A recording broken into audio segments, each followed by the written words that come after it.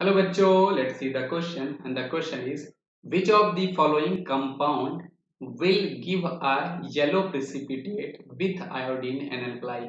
मतलब इस क्वेश्चन में हमसे ये पूछना चाह रहा है कि यहाँ पर कौन से हैं जो हमें yellow precipitate with iodine and alkali से देने वाले हैं।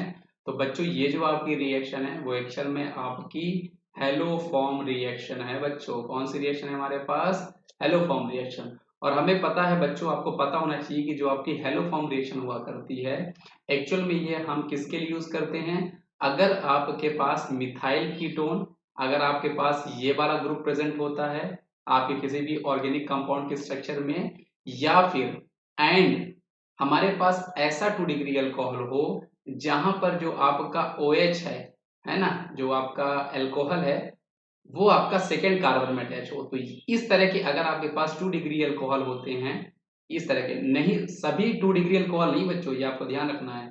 जहां पर आपका 2 डिग्री अल्कोहल ऐसे जहां पर जो OH है वो आपका सेकेंड कार्बन पे अटैच हो, ये फर्स्ट एंड सेकेंड। तो इस दो तरह के अगर आपको स्ट्रक्चर में पार्ट दिख रहे होते हैं तो वो हमारा हेलोफॉर्म रिएक्शन दिया करता है। वो क्या करता है एक्चुअल में, यहाँ पर हम लोग NaOH और I2 यूज किया करते हैं। इनसे ये रिएक्शन करके हमें जो है वो CH3 आइडो फॉर्म दिया करते हैं, और यही आइडो फॉर्म जो होता है वो हमें येलो पीपीडी दिया करता है। अब हम इस क्वेश्चन को क्रॉस चेक करते हैं। तो अगर आप इस क्वेश्चन का स्ट्रक्चर बनाओगे बच्चों, तो एक्चुअल में इस क्वेश्चन का सही जवाब आपके पास ऑप्शन नंबर ए और ऑप्शन नंबर डी दोनों है।